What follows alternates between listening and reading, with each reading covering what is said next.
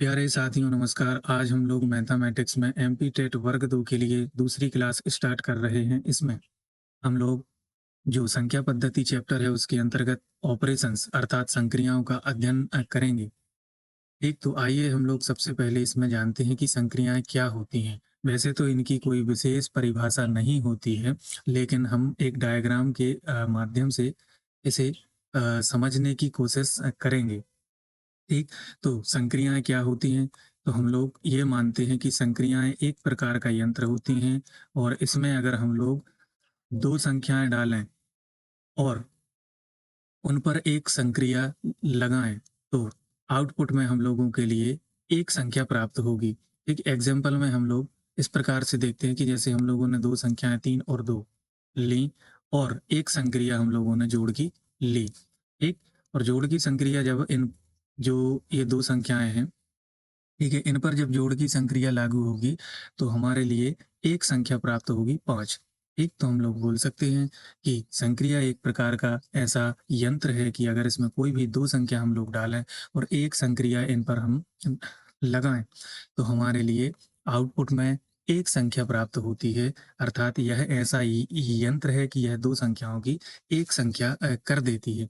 ठीक, अब हम इसके आगे जानते हैं कि संक्रियाओं को कैसे बाँटा गया है। तो वैसे तो संक्रियाएँ हम लोग देखते हैं कि 4 प्रकार की होती हैं, लेकिन फिर भी जो संक्रियाएँ हैं उनके लिए हम लोग 2 भागों में बाँटते हैं। एक संक्रियाओं को हम लोग 2 भागों में बाँटते हैं, उसमें से जो इसका फर्स्ट पार्ट है, उसके लिए हम लोग बोलते हैं मूलभूत संक्रिया। एक इसके लिए हम लोग मूलभूत संक्रिया बोलते हैं और इनके अंतर्गत जो संक्रियाएँ आती हैं, वो आपकी चारों संक्रियाएँ जोड़, घटाव, गुणा और भाग। एक ये आपकी मूलभूत संक्रियाओं के अंतर्गत आती हैं और जो दूसरी संक्रिया है, इसके लिए हम लोग बोलते हैं व्युत्पन्न संक्रिया। ये जो संक्रिया होती है, यह मूलभूत संक्रियाओं की सहायता से बनाई जाती हैं, ठीक? और इसके अंदर हम लोग देखते हैं कि जैसे आपकी ये हो गया वर्गमूल हो गया और अगर उच्च स्तर पर जाएँ तो हम लोग जो आप लोगों ने देखा होगा ग्रुप थ्योरी, एक उसके अंदर आप लोगों ने कुछ इस प्रकार की संक्रियाएँ देखी होंगी कि जैसे A star B is equal to AB plus 1 अर्थात स्टार का अर्थ यहाँ है कि इन दोनों संख्याओं का पहले होगा गुणा और फिर उसमें एक जोड़ दिया जाएगा। तो ऐसी जो भी संक्रियाएँ होती हैं, वो आपकी इसके अंतर्गत आ जाती हैं। अब इसके आगे हम लोग देखते हैं प्रॉपर्टीज ऑफ ऑपरेशंस अर्थात संक्रियाओं के गुणधर्म। इसमें आपकी जो फर्स्ट प्रॉपर्टी है वह है आपकी क्लोजर प्रॉपर्टी अर्थात समृद्ध या समरक गुणधर्म। तो आइए हम लोग जानते हैं कि क्लोजर प्रॉपर्टी क्या होती है। तो सबसे पहले हम लोगों ने एक प्राकृत संख्याओं का समुच्चय लिया और आप लोग जानते हैं कि प्राकृत संख्याओं के समुच्चय में कौन कौन सी संख्याएं आती हैं। तो यहाँ हम लोगों ने एक प्राकृत संख्याओं का समुच्चय लिया जिसमें हमारी 1 से लेकर अनंत तक की संख्याएँ आईं। अब इसमें से कोई भी 2 संख्याएँ हम लोगों ने लेकर जैसे कि हम लोगों ने यहाँ 2 और 3 के लिए लिया। इन दोनों संख्याओं को लेकर हमने इन पर एक संक्रिया लगाई। ठीक? तो यहाँ हम लोगों ने जोड़ की संक्रिया इन दोनों संख्याओं पर लगाई। तो हमें जो आउटपुट में संख्या प्राप्त हुई, अगर वह इसी समुच्चय का कोई अवयव प्राप्त होता है, तो यह प्रॉपर्टी क्लोज़र प्रॉपर्टी कहलाती है। ठीक? तो जब हम लोगों ने यहाँ पर 2 और 3 2 संख्याएँ लेकर इन पर जब जोड़ की संक्रिया लागू की, तो हमारे लिए 5 प्राप्त हुआ और जो कि इसी समुच्चय का अवयव है। तो हम लोग बोलेंगे कि प्राकृत संख्याएँ जोड़ की संक्रिया के लिए समर्थ हैं। ठीक? क्या बोलेंगे कि प्राकृत संख्याएँ जोड़ की संक्रिया के लिए समर्थ हैं। जोड़ की संक्रिया के लिए समर्थ हैं। अब अगर हम इन्हीं 2 संख्याओं पर आपके घटाव की संक्रिया लगाएँ, तो हमारे लिए क्या प्राप्त होगा? हमारे लिए प्राप्त होगा -1 जो कि इस सेट का अवयव नहीं है। ठीक, हमारे लिए क्या प्राप्त होगा? -1 जो कि इस समुच्चय का अवयव नहीं है। तो हम लोग इसे बोलेंगे कि प्राकृत संख्याएं घटाव की संक्रिया के लिए समर्थ नहीं है। इसी प्रकार हम लोग और देखते हैं कि जब हम लोगों ने इसमें तीसरी संक्रिया लगाई, कौन सी, गुणा की संक्रिया, तो हमारे लिए प्राप्त हुआ 6। ठीक। और 6 हमने देखा कि यह जो 6 है वह इस समुच्चय का अवयव है, इसीलिए हम लोग इसे बोलेंगे कि प्राकृत संख्याएं गुणा की संक्रिया के लिए समर्थ हैं। अब हम लोग चौथी संक्रिया देखते हैं। चौथी संक्रिया भाग की है आपकी। तो इसमें हमने जब भाग की संक्रिया इन दोनों संख्याओं पर लगाई तो हमारे लिए क्या प्राप्त हुआ? हमारे लिए प्राप्त हुआ 2/3। और 2/3 हमने देखा कि इस सेट का अवयव नहीं है, इसलिए हम लोग बोलेंगे कि भाग की संक्रिया, सॉरी, प्राकृत संख्याएं भाग की संक्रिया के लिए समर्थ नहीं है। ठीक, हम लोग यहाँ शॉर्ट रूप में देख लेते हैं कि हम लोगों ने यहाँ चारों संक्रियाएं ली, आपकी जोड़, घटाव, गुणा और भाग। और हमने यहाँ क्या देखा कि प्राकृत संख्याएं जो हैं वह आपकी जोड़ की संक्रिया के लिए समर्थ है और घटाव की संक्रिया के लिए समर्थ नहीं है, और गुणा की संक्रिया के लिए समर्थ है और भाग की संक्रिया के लिए समर्थ नहीं है। ठीक, इस प्रकार हम लोगों ने यहाँ प्राकृत संख्याओं को देखा। अब हम लोग देखेंगे इसकी आगे पूर्ण संख्याएं। तो पूर्ण संख्याओं में भी हम लोग इन्हीं चारों संक्रियाओं के लिए इस प्रॉपर्टी को देखेंगे। तो जैसे कि हम लोग जानते हैं कि जो पूर्ण संख्या होती है उसका सेट क्या होता है? उसका सेट आपका होता है 0 से लेकर अनंत तक की संख्याएं। तो जब हम लोगों ने 0 से लेकर अनंत तक की संख्याएं ली, ठीक, तो उसमें हम लोगों ने, आपने कोई भी दो संख्या लेंगे आप, जैसे कि आपने लिया 1 और 0 ले लो आप, ठीक, ये दोनों संख्याएं हम लोगों ने ली।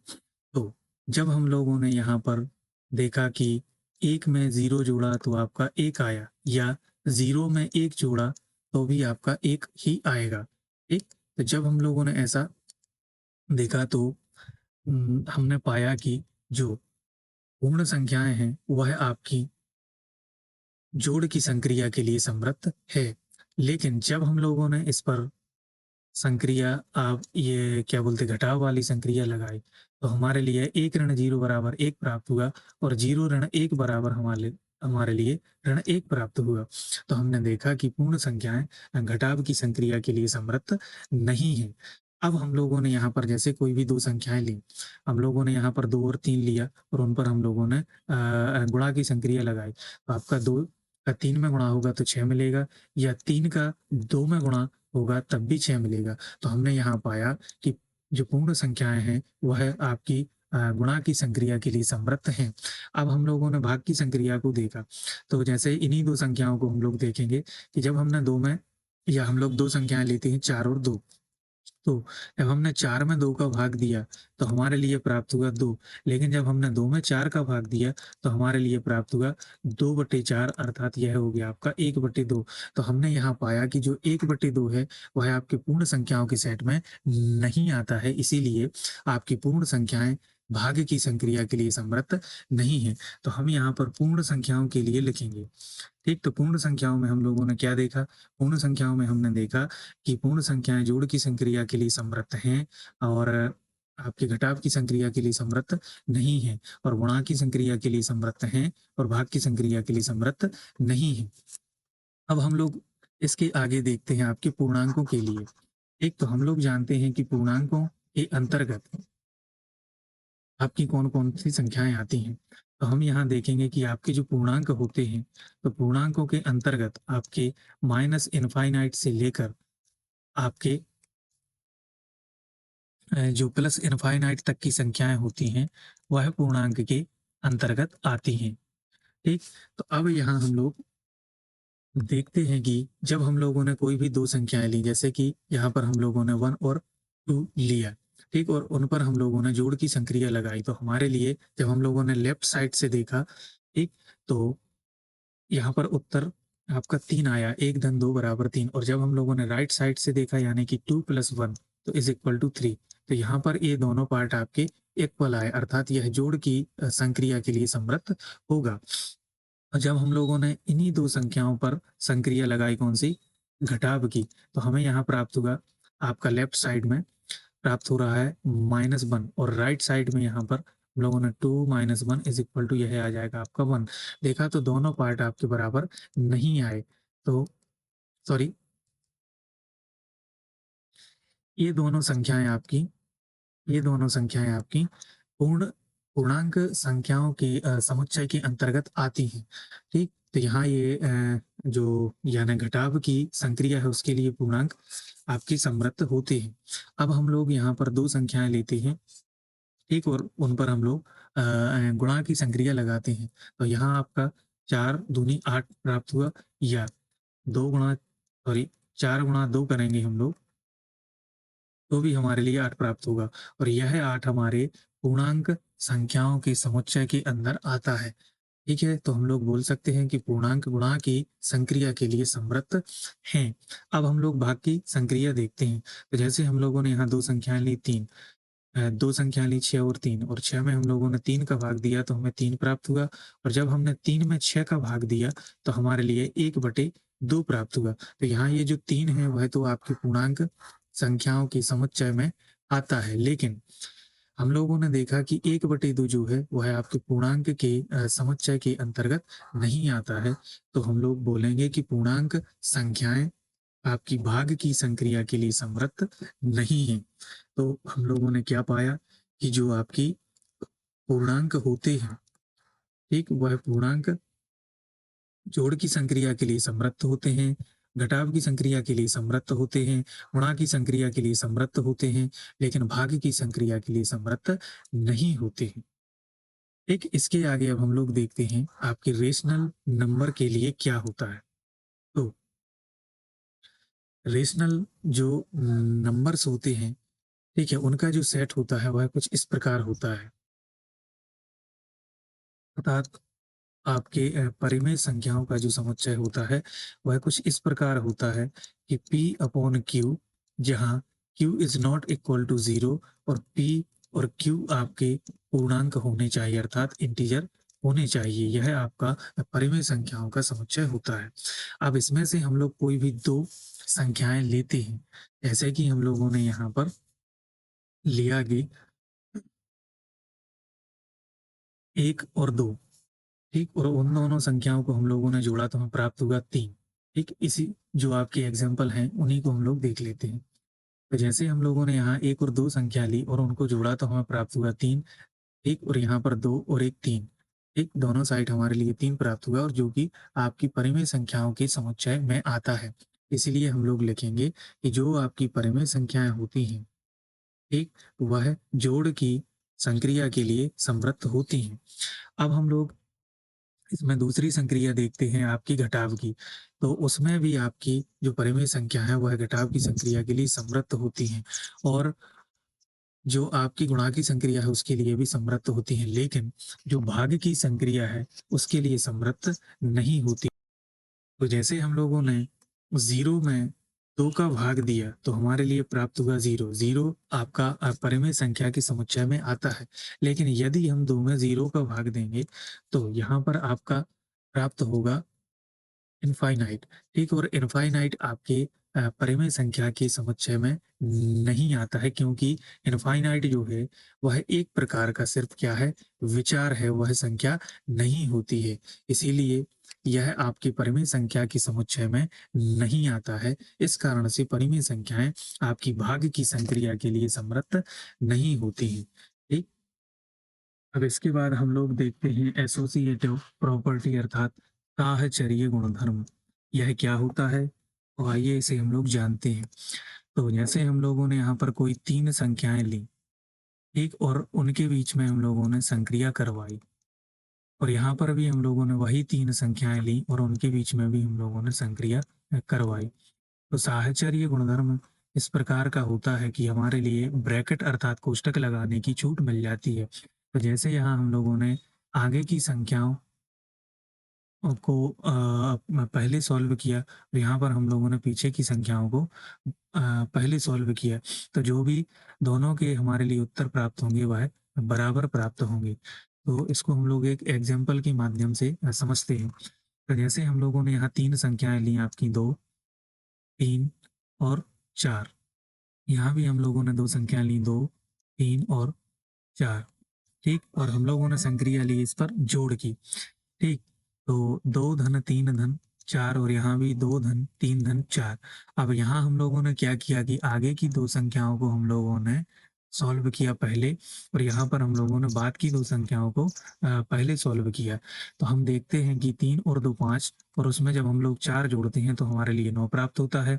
और यहाँ हम लोगों ने देखा कि 2 धन, यहाँ 3 और 4 को जोड़ेंगे तो 7 प्राप्त होगा, और 7 और 2 9। तो यहाँ ये आपके दोनों जो आंसर आएंगे वह आपके इक्वल आएंगे। ठीक, तो यह आपका साहचर्य गुणधर्म होता है।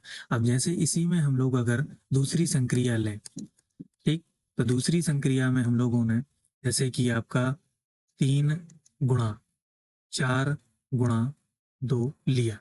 ठीक, और इनमें हम लोगों ने 3 और 4 का गुणा पहले किया और बाद में 2 का। ठीक, तो 4 तिरी 12, और ये हो जाएगा गुणा 2, तो 12 दूनी 24। और यदि हम लोग इसमें 4 और 2, ठीक, 4 और 2 का गुणा पहले करते हैं तो 8 आएगा, और इसमें 3 का गुणा करेंगे तो 8 3 24। यहाँ ये भी दोनों उत्तर आपके बराबर आ रहे हैं।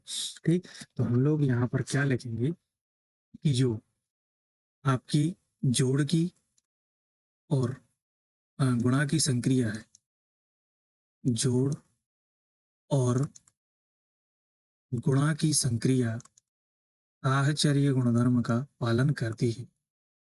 साहचर्य गुणधर्म का पालन करती है। ठीक, और आपकी जो दो शेष संक्रियाएं हैं वह यहाँ पर लिखेंगे कि घटाव और भाग की संक्रिया साहचर्य गुणधर्म का पालन नहीं करती। साहचर्य गुणधर्म का पालन नहीं करती। अब इसके आगे हम लोग इसकी तीसरी प्रॉपर्टी देखते हैं। ठीक है, इसके लिए हम लोग बोलते हैं कम्यूटेटिव प्रॉपर्टी, अर्थात क्रम विनिमय गुणधर्म। ठीक, यह क्या होता है इसके लिए हम लोग समझते हैं। तो जैसे हम लोग यहाँ पर दो संख्याएं लें, ए और बी, हम लोगों ने दो संख्याएं ली और उन पर हम लोगों ने एक संक्रिया लागू की। ठीक है, और वही दो संख्याएं हम लोग लें, लेकिन उनका क्रम चेंज कर दें और उसके बाद उन पर संक्रिया लगाएं, तो जो दोनों के उत्तर प्राप्त होंगे वह हमारे लिए बराबर प्राप्त होंगे। इसमें हम लोग एग्जाम्पल के माध्यम से देखते हैं। तो जैसे हम लोगों ने यहाँ पर 3 और 5 दो संख्याएं ली और उन पर हम लोगों ने जोड़ की संक्रिया लगाई, तो हमारे लिए उत्तर कितना प्राप्त हुआ, 8। और वहीं हम लोगों ने, ठीक है, 5 में 3 जोड़ा जब, तो भी हमारे लिए 8 प्राप्त हुआ। यहाँ हमने 3 में 5 जोड़ा तो भी 8 प्राप्त हुआ, और यहाँ 5 में 3 जोड़ा तो भी हमारे लिए उत्तर 8 ही प्राप्त हुआ। ठीक, तो हम लोग क्या बोलेंगे कि जोड़ की संक्रिया क्रम विनिमय गुणधर्म का पालन करती है। ठीक, अब हम लोग देखते हैं गुणा की संक्रिया के लिए। तो जैसे हम लोगों ने 2 में 4, 2 में 6 का गुणा किया तो हमारे लिए 12 प्राप्त हुआ, और 6 में 2 का गुणा किया तब भी हमारे लिए 12 ही प्राप्त हुआ। ठीक, तो हम लोग यहाँ पर बोलेंगे कि गुणा की संक्रिया क्रम विनिमय गुणधर्म का पालन करती है, लेकिन आपके घटाव और भाग की जो संक्रिया है वह क्रम विनिमय नियम का पालन नहीं करती है। ठीक, तो हम यहाँ लिखेंगे कि जोड़ और गुणा की संक्रिया, जोड़ और गुणा की संक्रिया क्रम विनिमय नियम का या क्रम विनिमय गुणधर्म का पालन करती है, और आपकी घटाव और भाग की संक्रिया क्रम विनिमय नियम का पालन नहीं करती। क्रम विनिमय नियम या बोल सकते हैं गुणधर्म का पालन नहीं करती, का पालन नहीं करती।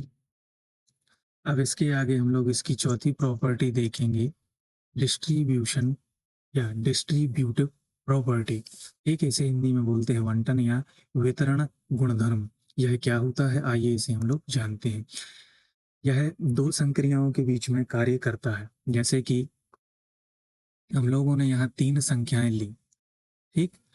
और यहाँ हम लोगों ने 2 संक्रियाएं ली आपकी स्टार, ठीक? और एक हैश, ठीक? 2 संक्रियाएं ली।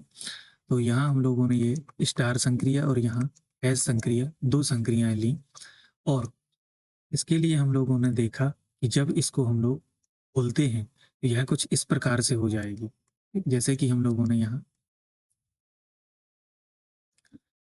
देखा कि ये हो जाएगी आपकी ए स्टार बी, ठीक? और यहाँ हो जाएगा आपका हैश और ए स्टार ए, ठीक? इस प्रकार से आपकी यह संक्रिया कार्य करती है, ठीक? इसको हम संख्याओं के एग्जाम्पल के माध्यम से देखते हैं कि जैसे हम लोगों ने यहाँ पर संख्या ली कि 2, 3 और 5, ठीक?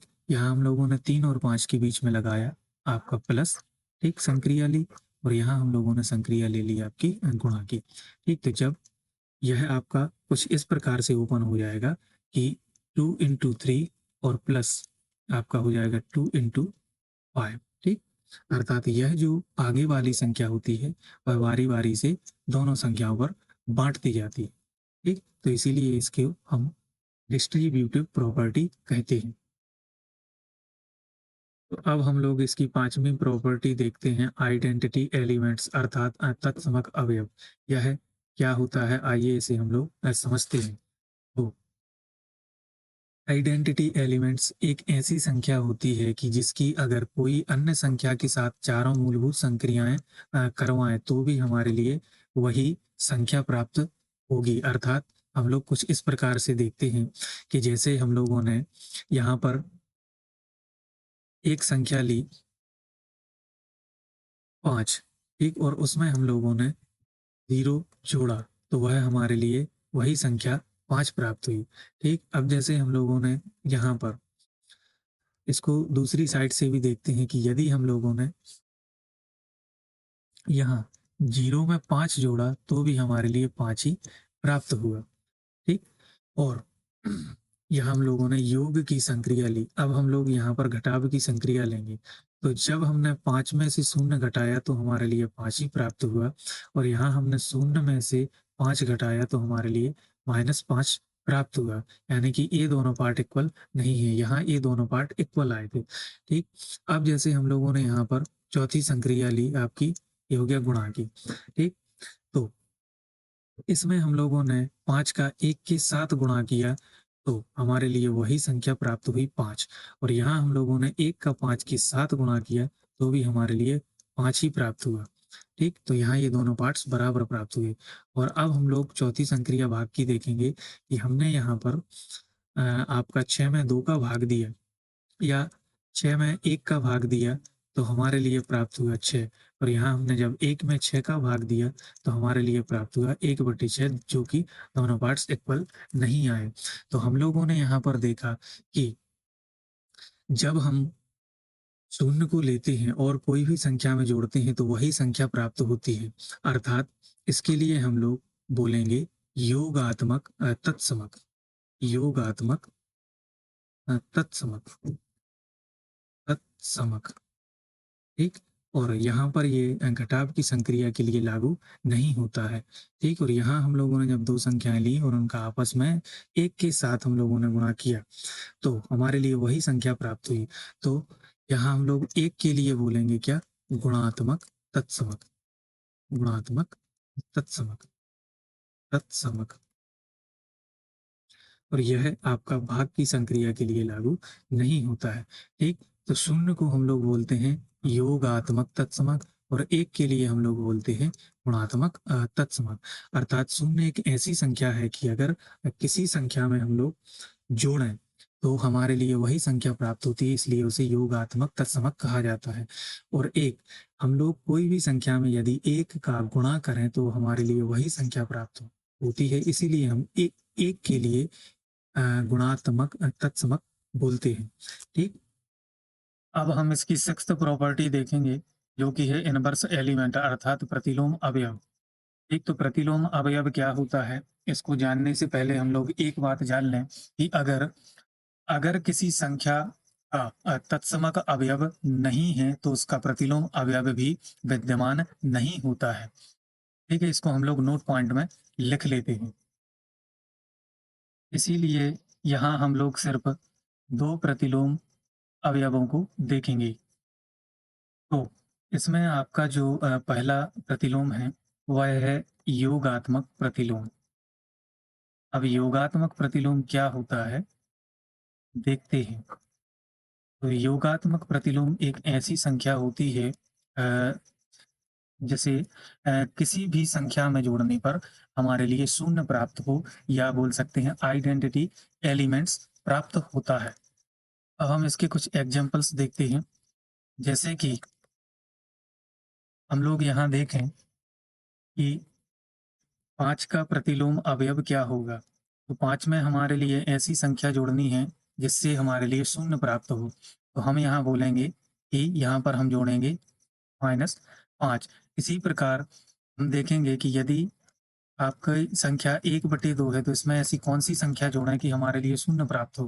तो हम यहाँ बोलेंगे कि इसमें हम लोग -1/2 जोड़ेंगे, ठीक है? और आपकी जो संख्या है, अगर वह कुछ इस प्रकार है कि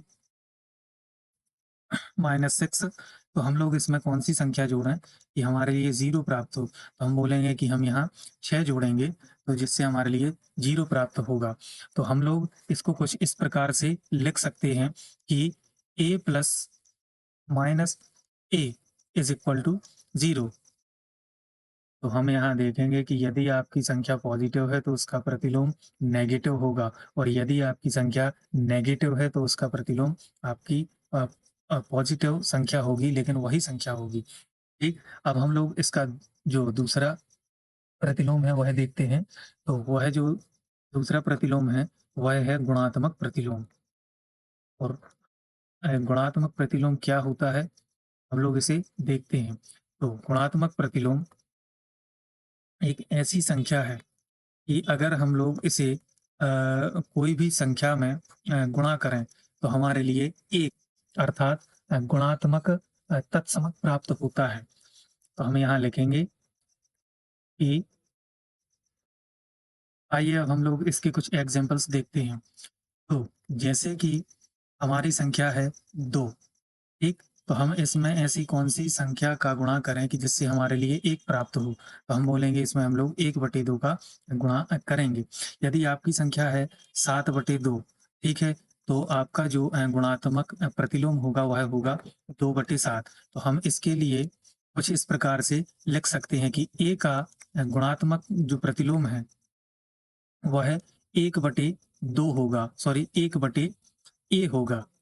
गुणात्मक प्रतिलोम आपका 1/a होगा, और यदि आपकी संख्या 1/a है, तो उसका जो गुणात्मक प्रतिलोम है, वह आपका a होगा। तो आज की क्लास हम लोग यहीं समाप्त करते हैं। अब आगे आने वाली क्लासों में हम लोग संख्या पद्धति के जो छोटे-छोटे टॉपिक्स हैं, जैसे कि आपका इकाई अंक ज्ञात करना, शून्य को शून्यों की संख्या ज्ञात करना, और रूल्स ऑफ डिविजिबिलिटी अर्थात विभाज्यता के नियम, ठीक है? इस प्रकार के जो और भी शेष इसके अंतर्गत टॉपिक्स हैं, उनके लिए हम लोग पढ़ेंगे। तो अब तक के लिए आपका बहुत-बहुत धन्यवाद।